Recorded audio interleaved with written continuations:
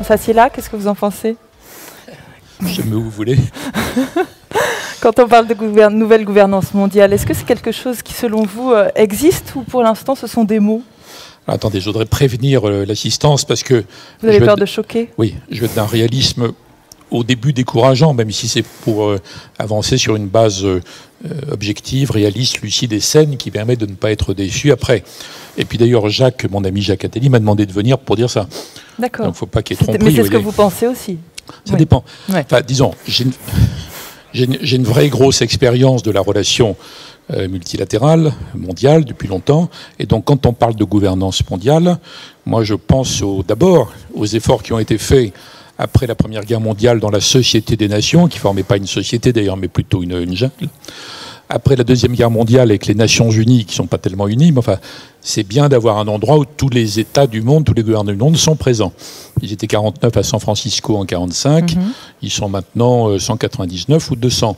Donc, quoi qu'on pense des gouvernements, et la plupart des gens dans les démocraties modernes pensent plutôt du mal des gouvernements, mais quoi qu'on en pense, la première forme d'action mondiale, comme il n'y a pas de peuple mondial, il n'y a pas de président du peuple mondial, bon, c'est comme ça, c'est de rassembler l'ensemble des gouvernements pour qu'ils essaient ensemble de trouver des solutions aux questions qui ne sont pas que nationales ou régionales, etc.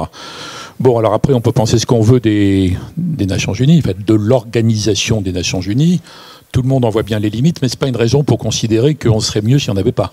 C'est quand même bien qu'il y ait un endroit dans le monde. Il y a d'ailleurs l'Assemblée Générale des Nations Unies ces jours-ci, en marge de laquelle il y a la grande concertation sur la question du climat pour essayer d'avancer mieux qu'à l'époque de Copenhague. Tout ça est quand même très utile, mais ça ne peut pas faire des miracles. Alors souvent, c'est ce genre de grande construction comme la Cour pénale internationale, où les gentils Européens modernes ont cru que ça y est, on avait l'instrument pour que les bons punissent les méchants, donc ça allait empêcher le crime. Mais comme la plupart des pays à problème n'ont pas signé le statut de la Cour, évidemment, ça ne permet pas de progresser. Donc, je dis une chose très simple ici, c'est que la plupart de ces institutions sont rejetées parce qu'on en attend des miracles.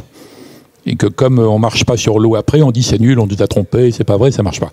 Il ne faut pas raisonner comme ça. Ouais, il faut être plus réaliste. Aussi, c'est que le citoyen a envie de s'engager davantage. Alors, et que peut-être on entendait parler de démarches inclusives. Naturellement, je vais y venir, mais avant de venir à ce point qui est fondamental, qui est d'ailleurs un peu l'esprit de ce rassemblement, oui. Et l'idée d'une attitude positive, donc d'intégrer la dimension de la longue durée, je trouve ça formidable. Hein. Absolument. J'ai même recité dans mon dernier petit essai sur les blocages des réformes en France l'idée remarquable de Jacques Attali sur une chambre du long terme. D'ailleurs, s'il a dit ça, c'est parce qu'il pense, moi aussi d'ailleurs, qu'aucune institution ne se sent chargée du long terme. Et que tout le monde est écrasé, complètement speedé par le court-termisme. Mais avant de venir aux citoyens, à l'individu moderne, connecté, tout ça, je voudrais dire qu'il y a quand même tout un effort d'amélioration et de réforme du système multilatéral tel qu'il est, qui a le mérite d'exister, mais qui est décevant, qui a beaucoup de limites. Et c'est le débat sur la réforme du Conseil de sécurité. Puisqu'en matière, en tout cas, d'emploi légitime de la force, même si elle est souvent employée de façon non légitime, il y a dans la Charte des Nations Unies la seule forme d'ingérence qui soit légitime, en réalité, c'est celle du chapitre 7 de la Charte. Pour pouvoir invoquer ce chapitre 7, il faut que les 5 membres permanents soient d'accord, mais ils ont tous le droit de veto. À Yalta, on n'a pas partagé le monde, contrairement à ce qu'on raconte, c'est des sornettes, mais il y a eu une vraie discussion, en revanche, sur le veto. Et les Américains, comme Roosevelt, comme Staline, ont dit, nous, on ne va pas dans une nouvelle organisation des Nations Unies. S'il n'y a pas un Conseil de sécurité pour verrouiller, si on peut avoir une Assemblée générale qui est capable de voter littéralement n'importe quoi, et si on n'a pas le veto. Donc si on enlève le veto, les grandes puissances sortent. Israël ne reste pas une journée, ni les États-Unis, ni la Russie, ni la Chine, etc. Je dis ça parce qu'il y a un courant d'utopisme réformateur qui n'est pas le courant, disons, de l'internaute connecté, hein, mais disons des professeurs de droit qui disent qu'il faudrait réformer tout ça. Donc, à mon avis, ça ne se produira pas. Et puis, il faudrait que, comme après les 2 guerres mondiales, qu'il ne faut pas souhaiter, il y ait de nouveaux vainqueurs qui imposent leurs solutions. Ce n'est pas le cas. Alors, on a quand même essayé depuis très longtemps, notamment Kofi Annan, qui avait fait vraiment de gros efforts qui méritent d'être salués, de réformer le Conseil de sécurité pour le rendre plus représentatif du monde actuel. pas simplement les 5 permanents qui sont États-Unis, Russie, Chine, Grande-Bretagne, France. Donc en disant, il faut le Japon. C'est évident. Il faudrait l'Inde. Ça paraît évident. Les Allemands disent il faudrait qu'on y soit. Les autres Européens disent ah ben non, pas les Allemands, plus des Anglais et des Français. Il faut un seul siège pour l'Europe. Si on fait ça, comme les Européens sont à peu près jamais spontanément d'accord sur les sujets compliqués, on aura un représentant européen qui s'abstiendra dans 9 cas sur 10, sauf s'il a un mois avant de voter, mais c'est compliqué. De toute façon, ça n'a pas abouti, non pas parce que les Européens ne sont pas d'accord entre eux, mais parce que les Chinois qui ont le veto ne veulent pas laisser entrer le Japon et l'Inde. Et donc justement, est-ce qu'il n'y a pas une alternative à trouver, puisqu'on voit que... Est-ce que c'est une alternative ou un complément? Ah ben je ne sais pas, c'est moi qui pose les questions. Alors non, mais vous avez raison, mais l'alternative, ça consisterait à dire ça ne marche pas, c'est nul, on met tout par terre, on reconstruit. Ouais. Mais qu'est-ce qui va faire ça? Le gouvernement de la planète Mars? C'est qui?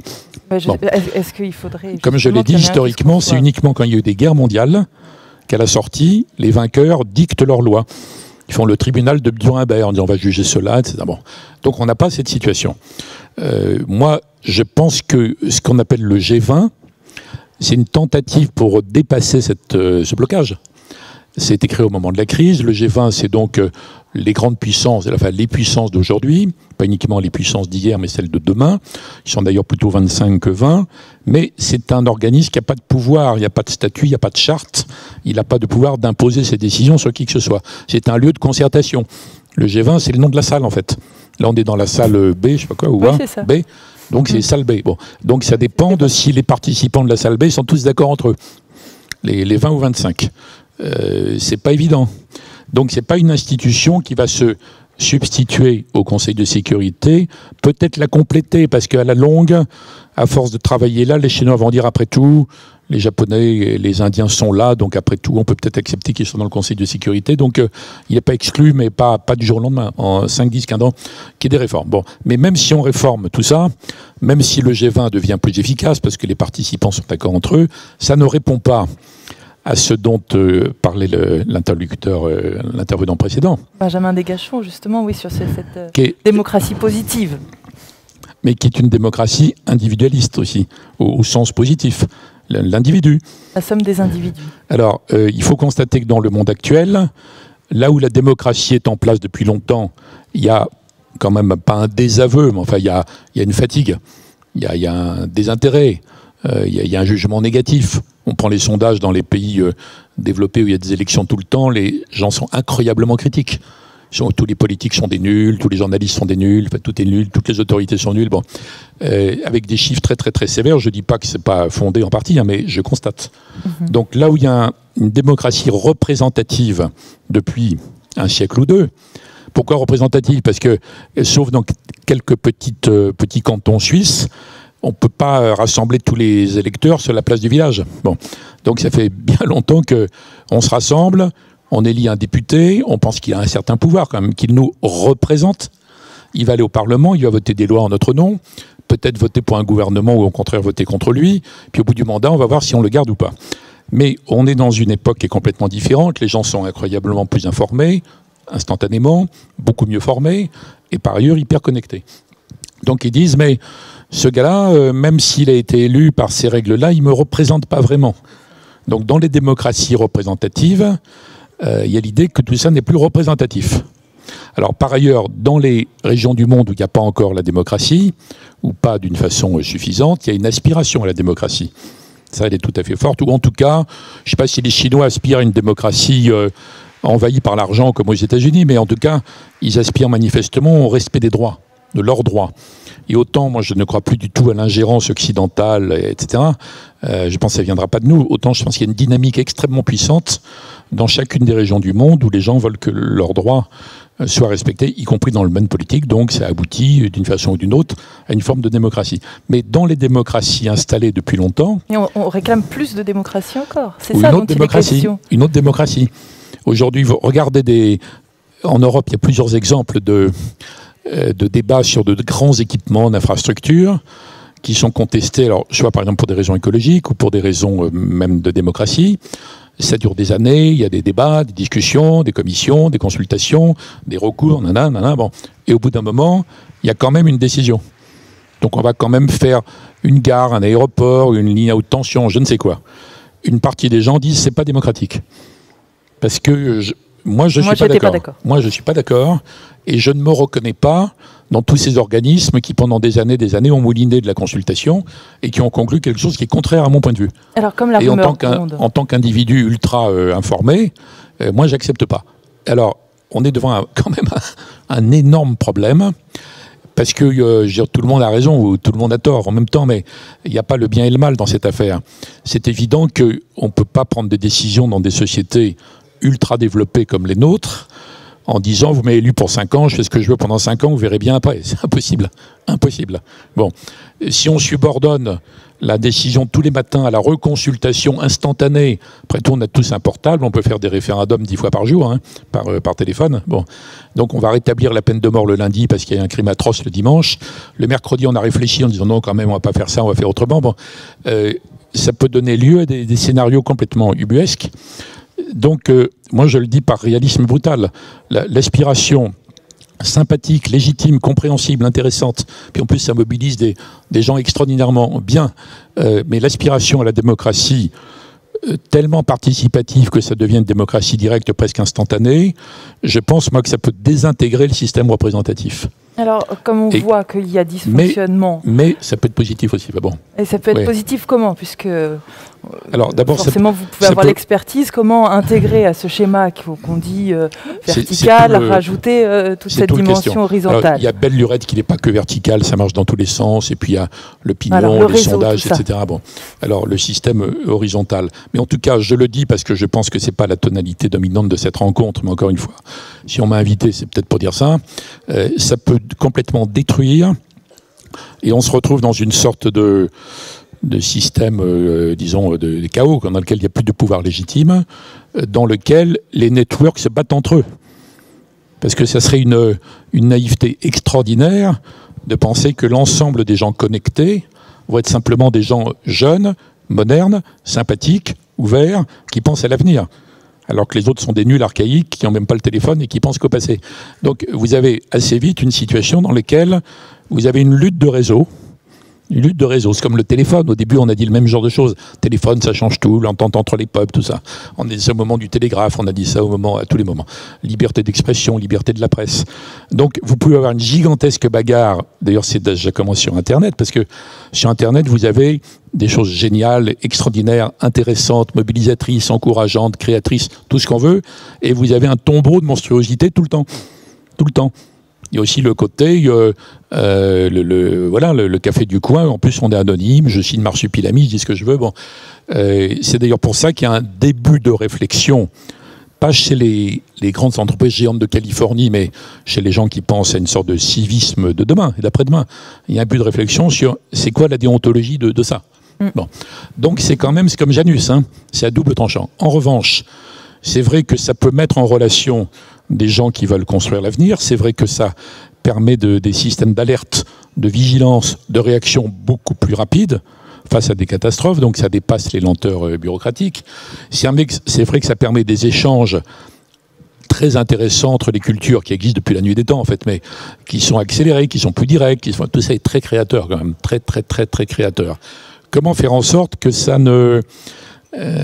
que le système politique légitime qui fait qu'au bout du compte, pas en place parce qu'on va le faire changer, mais il faut quand même qu'il y ait un système où, au bout du compte, on dit oui ou non. On va au nord ou au sud. On fait cette réforme ou on ne la fait pas. Donc, comment reconstruire la légitimité de cette décision finale? Alors, d'ores et déjà, dans tous les pays démocratiques, les gouvernements, ils ont senti le vent du boulet depuis très longtemps. Donc, puis ils sont eux-mêmes partagés. Dans leur tête, ils pensent un peu comme aussi en termes de trucs positifs, mais comment le gérer? Donc, il faut réussir à canaliser pour réinsuffler de la vie du mouvement. Mais il faudra que l'ensemble du monde, disons, impatient, qui pense long terme, mais qui est impatient quand même, il faudra que l'ensemble de ce monde dise... OK, on accepte qu'à la fin, il y ait une décision légitime. Il y a une synthèse à trouver. Donc, il faut trouver Par la pensée ou par des outils? D'abord par la pensée. Il faut trouver des Montesquieu modernes, des Tocqueville modernes, des penseurs modernes qui vont reconceptualiser cette démocratie de cet âge individualiste, technologique, etc., qui s'adresse encore une fois à des gens très formés, très informés. très informés, mais qui sont tous un peu atteints de la même maladie que les médias, c'est-à-dire que la réactivité hystérique instantanée par rapport à tout et n'importe quoi, des milliers d'événements dont les 3/4 n'ont aucune importance. Bon, il faut aussi qu'il y ait une sorte de culture civique qui se construise sur la maîtrise de ça. Même que quand on a commencé à développer l'enseignement pour tous, hein, on apprenait à des petits-enfants qui avaient les certificats d'études, qui étaient d'un niveau relativement considérablement élevé par rapport à leur société, leur monde rural, etc. Ils arrivaient quand même à avoir une maîtrise mentale de tout ça. Bon. Donc il faut reconstruire tout ça. Mais je suis désolé, moi je vous dis ce que je pense. Je pense qu'il faut quand même, au bout du compte, qu'il y ait un système de décision. Et on ne peut pas le changer tous les 3 jours, parce que, regardez, en matière d'écologisation, par exemple. L'écologie moi je dis écologisation parce que c'est comme l'industrialisation, ça va durer sur plusieurs décennies, et c'est évident, je pense pas qu'au climat, je pense à tout le reste, pénurie, biodiversité, tout ça. C'est évident qu'il faut écologiser l'agriculture, l'industrie, les transports, la construction, les mentalités. L'écologisation, c'est pas cynique, c'est un immense projet. C'est un immense projet, c'est comme on a dit, industrialisation. Il y en a pour 2 générations. Donc on va écologiser petit à petit tous les secteurs d'activité. On ne peut pas changer tous les matins. Et il n'y aura pas simplement le civisme de l'individu qui retrouvera des réflexes qu'avaient nos grands-mères, qu'on éteint la lumière en sortant, bon, puis on ne laisse pas couler l'eau du bain pendant des heures, bon, des trucs absolument élémentaires. D'ailleurs, toutes les générations qui ont vécu sur la Terre avaient ces réflexes d'écologie spontanée avant même le mot de l'écologie. Il n'y a que 2-3 générations qui ont vécu dans le gaspillage total. Donc on va peut-être pouvoir retrouver ce fil. Mais il n'y a pas que ce comportement mental, il n'y a pas que des petits groupes qui vont chercher à vivre d'une autre façon, qui soient moins productivistes, etc. Il y aura forcément des investissements lourds, des percées scientifiques, des percées technologiques.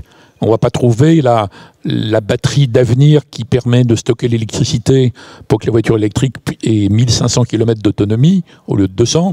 On ne va pas la trouver comme ça uniquement par des comportements militants, sympathiques, exemplaires. Donc c'est des décisions de très très très long terme. Donc il faut bien qu'à un moment donné, on décide. Et qu'on dise, bon, bah, dans le budget de l'avenir, si on veut décarboner, voilà les décisions qu'il faut prendre.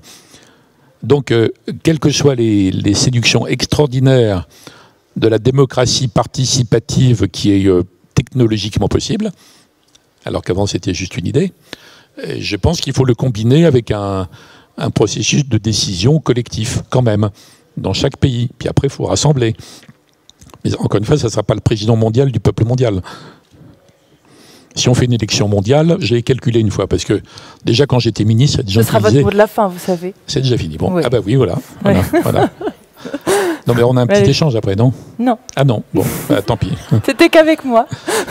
Mais enfin si, vous pourrez le faire dans la fameuse salle dont je vous reparle à chaque fois, la salle Meet the Speakers. Moi j'étais prêt à un échange, mais ils ont coupé le truc, ils ne veulent pas, en fait. Ils ne veulent pas, parce que ce que je dis est trop dérangeant. C'est ça, ça ne va pas dans le sens de ce qu'on attendait. Enfin, j'avais calculé, quand j'étais ministre, comme disait, il faut un gouvernement mondial, j'avais calculé quel était le corps électoral mondial, 5-6 milliards d'habitants, et mes calculs à moi étaient que la présidente serait une chinoise de Californie, en combinant la puissance des corps électoraux et des réseaux médiatiques. Bon, alors après, on s'organise avec le gouvernement. Bon, c'est une plaisanterie, je ferme la parenthèse. Je pense que le gouvernement mondial de demain, c'est le rassemblement positif coopératif par rapport à l'avenir de l'ensemble des gouvernements de la planète qui sont poussés au vif par cette mobilisation citoyenne technologique d'avenir, mais il y a quand même un processus de décision qui n'est pas que la pétition. Bon, vous rappelez que vous n'êtes pas idéaliste, vous êtes assez réaliste. C'est très ambitieux ce que je dis. Hein. Ah ben, c'est très ambitieux. Je ne pars pas d'une vision idéale comme ça. Je pars de la réalité brute. Mais je crois que c'est très ambitieux malgré tout. Eh bien, merci infiniment, Hubert Védrine, pour nous avoir fait part de vos réflexions, vos connaissances.